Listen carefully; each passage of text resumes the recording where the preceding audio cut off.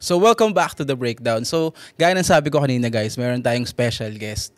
And today kasama natin si Mr. Popo Zaragoza, ang commissioner ng Pinoy Hoops Basketball League. Bro, kamusta? Welcome to the show. Thank you. Salamat sa pag-invite.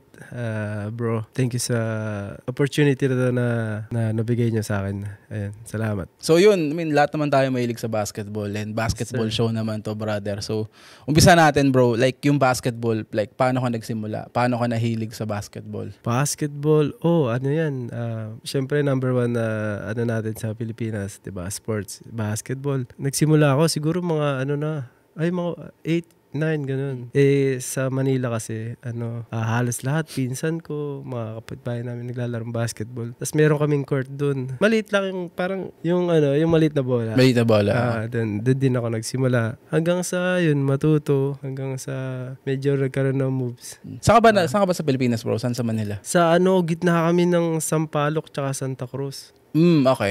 So, yun. Naglaro ka ng mga sa school, nag-varsity ka ba ng mga naglaro. days mo? Ay, 'di ba, sa gitna kami ng Santa Cruz, Sampaloc. Andun lahat, UST, Perpetual, FEU, mga UE. Kasi mga kaibigan ko dati, wala namang bro yung tawag dito, online, wala pang TV noon eh. Ang ginagawa namin, kami, tryout kami, shopping kami, bro. Kunyari, tara, UE. Titignan namin kung may poster, mga kaibigan namin. Tryout talaga kami. Lahat yun, UST. Nalalaman namin kung paano ang training. Kasi iba school eh. Like elementary ka bro? Elementary ako. Puro mga walk-in tryouts, ganun yung uso dati. Kasi wala namang mga announce, di ba? Nagsimula ako sa Arellano, Ligarda. Ay, high school, muna, sa Ramon Magsaysay. Unang tryout ko bro, ko yung school shoes. Leather? Wala leather. Wala ako. Tumatakbo ako ng field. Wala. Ako. Siyempre daming estudyante doon. Siguro mga 2,000 plus ata. Ang section doon, 32 sa isang year. Kunyari, first year, 32. Yeah. Naalala ko pa, respect So, natatanggap ka naman sa mga tryouts mo sa... Yeah. Yun, natanggap ako nung una, yung tryout ko na yun sa last call pa ako huling tinawag. Sa Ramon Magsaysay? Sa Ramon Magsaysay. Yun, yung first time ko, hate ko talaga ang school. Tapos yun sobrang na-love na ako sa basketball. So nag-varsity ka ng elementary sa Ramon Magsaysay? Nag-varsity ako dyan. Pero nung tumatanda ka ba nun bro, nagkaroon ka ba ng mga parang formal training? Nagkaroon ako. Kasi dati ngayon may mga Mavs, makita mo sila Simple Grind. Wala namang ganun dati. Parang nung dati Milo Best di ba? Yun lang. Milo Best. Mga 1,000 pesos ata. At saka madami kayo, 1,000 ganun pag nag-join ka. Yun lang kasi yung na-advertise dati, Milo Best pupuntahan mo Yeah. Nakatry ka ng mga ganun skills training? So, sa school na bro. Yan. Kamusta naman nilaro mo nung elementary na varsity days kami? Lang ako point guard ako nun. Kasi usually kinuha di ba matatangkad. Yung mga matatangkad na nagtatryout talaga. Pahit pa ako nun bro, sobra. Siyempre, lang ako pawisin ba na batang Actually, nag-start din kami dun sa amin. Hindi siya covered court. Nag-start kami ng 11 a.m. bro, hanggang 2:00 ng hapon. Yeah. Tawag dun? May tawag din yung parang sunog, ang ganun. Parang kasi pagdating ng 3:00, yung mga veterans na yan, yung mga magagaling na, sila na Kasi hindi sila naglalaro ng tanghali, mainit pa. Kasi mainit masusunog sila Actually, naalala ko ilan taon ka na ba bro, if you don't mind me asking? Na ako, 36 na. Yeah, so yun nga, yung mga time na yan, alala ko, hindi ka makakasingit ng hapon kasi doon naglalaro yung mga yung mga veterano na pustahan o mga gagaling. Pag after ng 2:00, manonood na lang kami. Kasi sila na Pero nun, simula nun, yun na, makikita mo na mag-improve ka na. Tapos simula nung nag-school na ako, nag-tryout na ako sa mga school. Although hindi ako nakuha ko sa Arellano, sa Ligarda. Kasabayan ko sila Bimbot Angelo, yung Little Chief ng Arellano. Parang familiar. Yan. Nakasabay ko sila. Martin, Father Martin's Cup, yeah. Yan. 1 year. Tapos natanggal na rin ako. Tapos lumipat ako sa iba. Doon sa St. Jude College. Ako dyan. Siguro nakadalawang taon na ata ako dyan. First year, Ano to bro? High school? high school na. Third year high school tsaka fourth year high school. Doon. So naglalaro ka sa St. Jude? St. Jude College. Kusa pa yun. Tsaka Father Martins yung pinaglalaroan namin. Alam ko yung Father Martins Cup bro. Yeah. QCAA, familiar ka? Umabot ka ba ng Quezon City? Hindi. Anyway, so high school mo naman bro, lumipat ka ng school, nag-tryout ka for high school. Kamusta naman sino mga kasabayan mo doon na parang notable sa St. Jude nung time na yun? Kasabayan ko sila, sa Ateneo sila Chris Chu yan. Kasabay mo si Chris Chu, nakakalaro mo. Sabagay. Ang pangalan nito, yung isa pa, number 18, sa Lasal, meron din, pangalan nun. Si T.Y. Tang? Mga yan. T.Y. Tang, Mga yan. Yan yung mga kasabayan ko bro. Sabay mo yung mga player na Kasi nung lumabang kami sa championship dun sa PCCR, kalaban namin. Isa sila sa mga namin, nakalaro namin. Yung scrimmage ba? Tama ba, T.Y. Tang o Joseph Yo? Sino ba? Ayun, Joseph Yo, number 8 bro. Lasal, Sila yung mga mga yan mga batang Xavier yung mga... Xavier. Yeah, Xavier sila. Mga kilalang mga Filipino-Chinese players yan magagaling yun.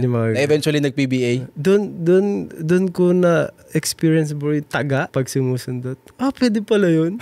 Kasi ko pa lang kakasal. Matataga ka pag kinabukasan papasa.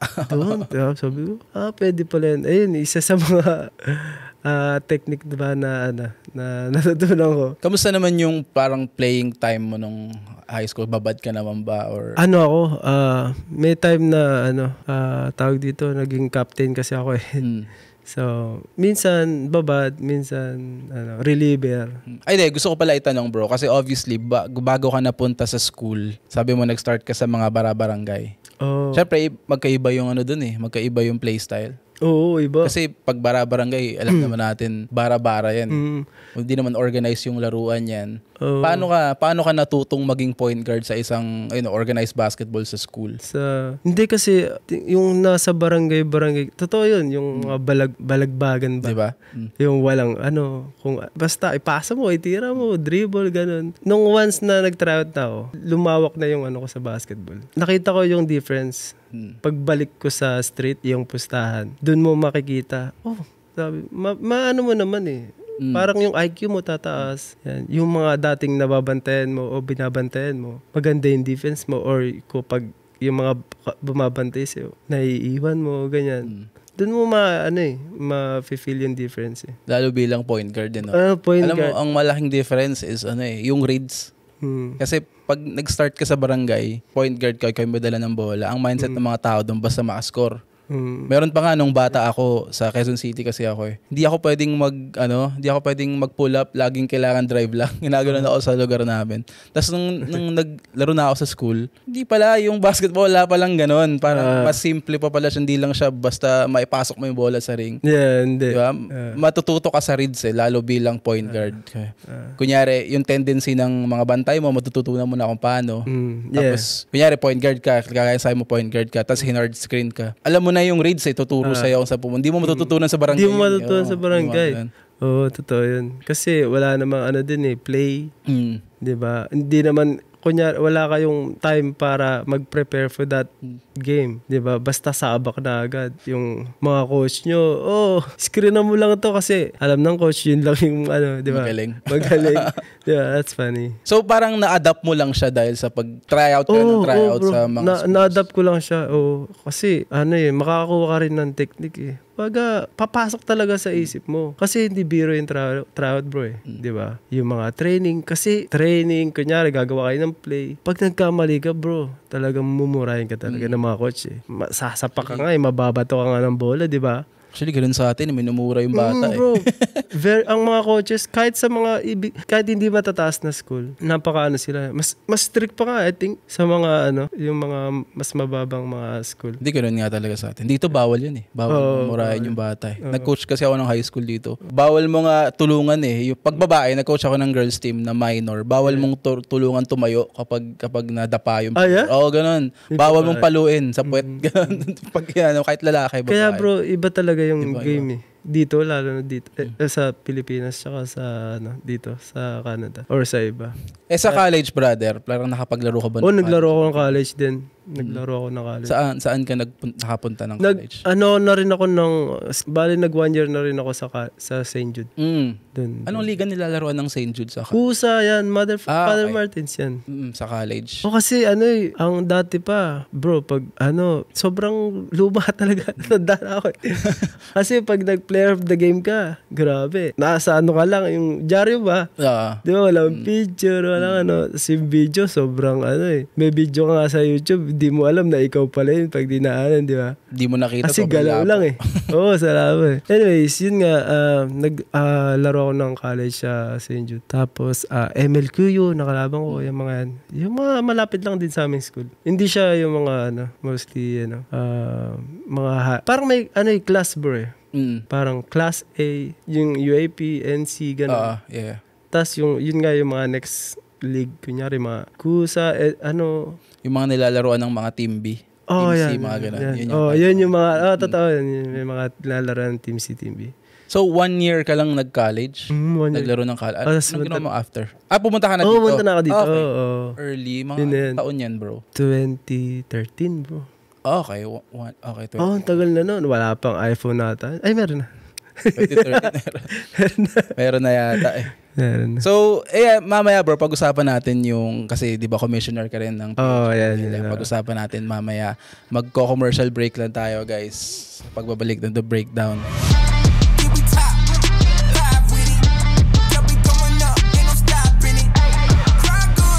Alright, so just to continue the story, brother. So, nung pumunta ka naman ng Canada, bro, paano ka naman na-introduce sa basketball community dito? Siyempre, basketball, sobrang love natin yan, di ba?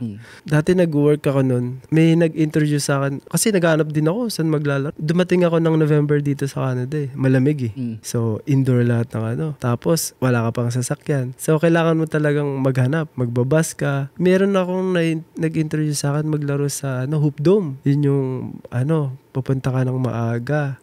Doon mga Pilipino. Ball runs lang to. Ball runs lang. Kailangan pumunta ka ng alas 7, nandun ka na. Kasi after 9, iba na yung bayad. Naalala ko yung mga time sa Hoop Dome na yun, bro. Pero yung mga liga, paano ka naman na-introduce sa mga liga? Sa mga liga, dati, konti lang yung liga, bro. Oo nga 2 lang ata narinig ko. Yung una, yung Nobat, tsaka TSF, yan. Mga malalaking liga.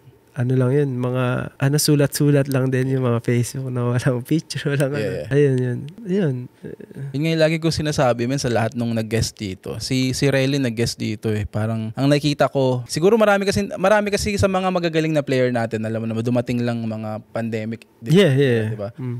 Simula nun, dumating yung mga player na mga naglaro ng college, mga nag-pro, diba? Pero before nun talaga, may mga liga na dito, konti lang. Pero hindi ganun, hindi kagaya ng ginagawa nyo, diba? Iba yung mga picture nyo gaganda mga video nyo Yung mga siguro nung time na mga 10 years ago pangarap ng mga player kasi diba, gusto kasi dati yung kapatid ko at saka yung kaibigan niya doon nag-start, bro. Umuwi ako ng Pilipinas. Usually kasi dati umuwi ako every year ata may liga doon nagbabasketball. Yung kuya ko at saka yung kaibigan niya nagpapaliga sila. Ang ganda ng paliga nila, bro. Reporter, may ganun na talaga. As in like what happened right now. Ganun. May video, player of the game, posters, mga ganyan. Sabi ka, magpaliga ka doon, sabi nung sige, sabi ko, why not? Sabi ko, kasagsagan ng sige, sabi ko, after. Ayun, yung... o nga pala, bro, nabalta ko nga pala yun. Nagpa-PHBL ka sa Pilipinas, di ba? Recently. Mamaya, pag-usapan natin yan. Pero, puntahan muna natin yung PHBL, bro. Paano mo na-conceptualize yun? Paano mo ni-start yun? Yun na sa La Liga. Patapos na yung pandemic. Parang may nag-invite din nata sa akin. Doon. Isa lang ang court doon, bro, dati. Nung sa La Liga, court 3. Yeah. Ang lapit ko lang kasi isang kanto lang ako. Okay, sabi niya. Konti lang din siguro ng 10 to 15. Wala kang makikita ng mga andun, bro. Mga star na magagaling. Kasi ang pakit ng court. Ang liit. Ang skip. Tapos, ang lang, kasi soccer kasi yun soccer. Soccer, Tapos yun, one time, pumunta ako sa ball runs. Hindi ako masyado makalaro. kasi may mga priority yung nagpapaano doon, Valorant. So, grabe naman to Tapos, ayun nga, may mga ka-work ako dati. Nag-part-time ako sa isang warehouse ba. Doon ko nakakilala sila CJ, yan. Sila Masilungan, yan, sila Ralph, yung mga nakilala. Sabi ko, mapaboulderan ako. Kinausap ko yun sa office. Sabi niya, pwede po ba akong ganyan? Sabi ko, pwedeng magpa-schedule. Pero kinausap ko muna sila. Tara, maglaro tayo. Doon nag-start, bro. Na pwede palang mag-basketball dito. Ayun. So, nagsimula siya as ball-runs, yung PHB. Paano siya naging malaking liga, bro? Paano siya naging official na ganun? Paano ba naging liga? Kinausap, yun nga kinausap ko na yung mga once yung nagpa-ball run na ako, mga naririnig na kasi yung mga post-post ba? Or marami na pumupunta. Yung mga sinashare na yung ko. Kasi nagpa-post ako kung gusto yung Valorant. Yeah. Yun, mga pumupunta na. Sila Gerald, tinatanong ko sila. Dati yung mga binaballrun ko sa ibang liga, gym, mini-message ko sila. Tol, baka gusto mo. Ayun, doon nagsimula. Hanggang sa magpapaliga ako, sinabi ko sa kanila. Sige, tuloy mo yan. Ayun, nag-start ako. 8 teams yata. Tapos ang sabi ko sa kanila, ang entry fee is 800. Ang baba, bro.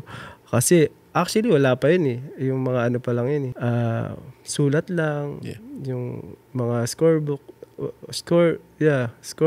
pa lang Mga mahinang klase pa lang It's just sakto lang, sabi niya. Tapos yun, narinig na nila. Na share na. Pero yung plano ko talaga, which is yung katulad ng ginagawa ng kapatid ko tsaka ng kaibigan niya. Pero ngayon, bro, parang arguably, nasa top league ka na ngayon ng mga Pilipino, di ba dito? Tapos nasa yung Sabado. Yeah. Gusto ko itanong, bro, bilang isa sa mga premier na parang Filipino Basketball League sa Toronto, kamusta yung competition? Kasi may iwasan yun Tatlo lang naman ang araw ng weekend magsasabay-sabay yan Alam ko may nakausap ako sila sa Sundays best, sila 7 to 10. Minsan sila Friday night, sila Gerald. Na nag-uusap-usap kayo about sa pag-adjust ng. Pero syempre meron pa rin magpapatong, bro. Paano hindi mawawala. Paano niyo ina-handle yung mga ganun? Hindi, I think yung sa na lang yung mga kasaling team. Kasi yung iba, prefer nila kasi mas malapit sila doon.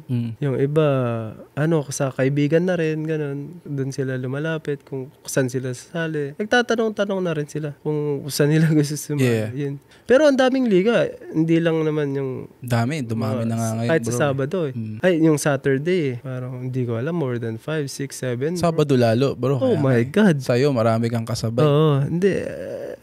Pero yun yung isang maganda sa community nag-uusap about dito ako maglalaro, yung location mas malapit. Yeah, Tapos, even yung mga leagues okay lang na sila 7 to 10, di ba kasabay mo yan? Yung mga, kasabay. Friday night. Yan, Pero ano naman, bro, like, paano mo kung naisipan naman na dalhin yung PHBL sa Pilipinas? Tawag dito. Kasi na ako dito nasimulan ko na rito. Sabi ko, bakit hindi dun? Nung umuwi ako. Tinanong ko yung mga kakilala ko, yung mga kabarangay, dati ko naging teammate, yung mga kaibigan ko. Sige, sabi niya, supportahan ka namin. Pati yung family ko dun. Okay naman yung kinalabasan. Okay naman yung kinalabasan. Buti dami mong connections na nagawa mo yun. Oo nga, maraming kaibigan din Di gano'ng katagal nandun? Kailangan mo tapusin yung season ng liga no? Paano naging format nun? Hindi, lang siya, bro. 1 day ba? 1 day tournament lang yung ginawa mo dun? 2 days. 2 days. Okay, gets. Kasi nabalitaan ko yun. Yung ang gusto ko rin pala itanong, brother, sa mga liga, kasi nga, nabanggit mo kanina, pares tayo. Nag-start tayo dun sa era na papel-papel lang. Di ba yung recognition? Ay, sorry. Ngayon, syempre, alam natin yung mga picture, yung mga video. Paano mo na-conceptualize na dapat ganito yung liga? Maganda yung picture natin, yung video natin. May mga interview ka pa, bro. Nakita ko. Hindi, siguro, asa nakikita ko na ngayon, kasi iba na yung, iba na yung teknolohiya, di ba? Grabe na, Kung yung mga tawag dito, bakit hindi pwedeng gawin, di ba?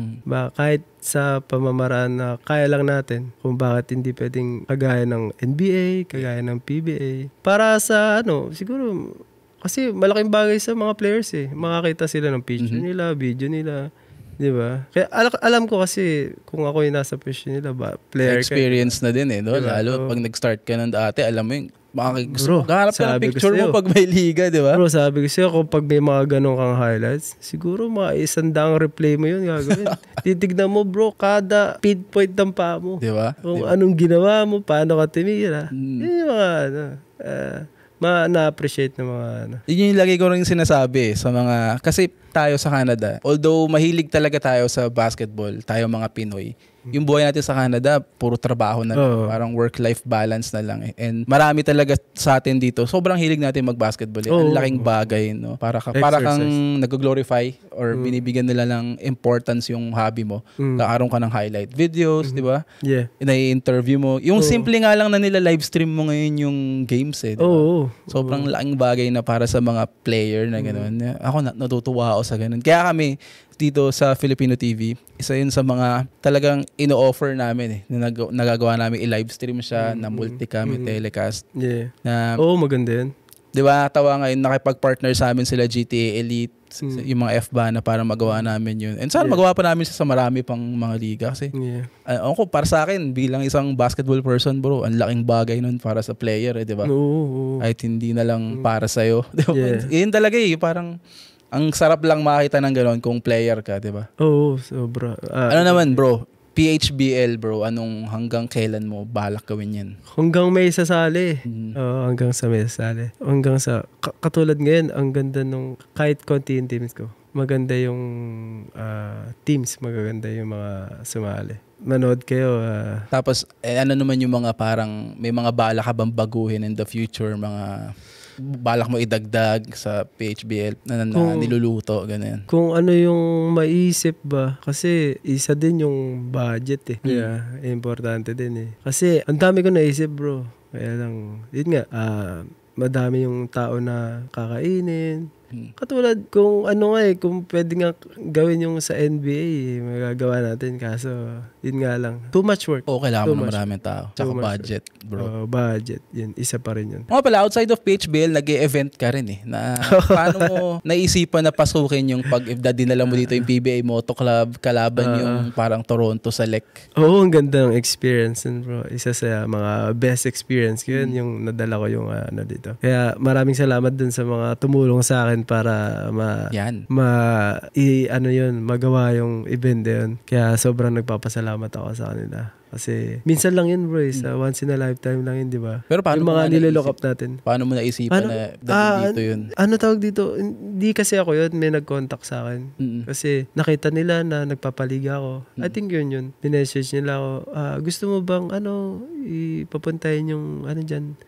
PBA Moto Club. Pero syempre, bago ako mag-isip, marami muna akong tinanong para sigurado kung ano ba. Kasi, ayun nga, business din yun eh. Yeah. Kaya, ayun. Yung team, bro, na lumaban sa PBA Moto Club, ikaw bumuo nun. Sinong nag-conceptualize ng lineup na yun? Isa ako dun sa mga bumuo. Isa ako sa mga bumuo dun. May mga tumulong sa akin. Sila Drake, yung kasama niya. May sa Police Live, ganun. Tapos, halos lahat ng liga. Dati, sila Gerald, sila SG, sila Chris. Lakas ng selection na yun, bro. Sila Sheldon yun eh. Bro, yung team players namin, 20. Ito ko yung lineup. Kaya nung nakita nung PBA Moto Club, bro, talagang nagulat sila.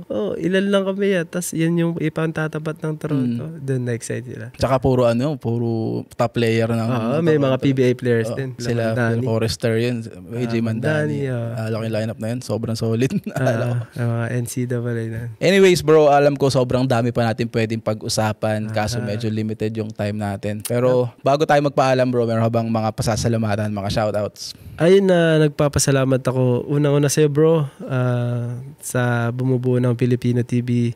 Maraming salamat sa opportunity na to. At yung sa family ko, sa wife ko, and my son, si Tyrese, laging nakasupport sila para sa akin. At saka yung family ko sa Pilipinas, yung parents ko, nanay ko, tatay ko, mga kapatid ko.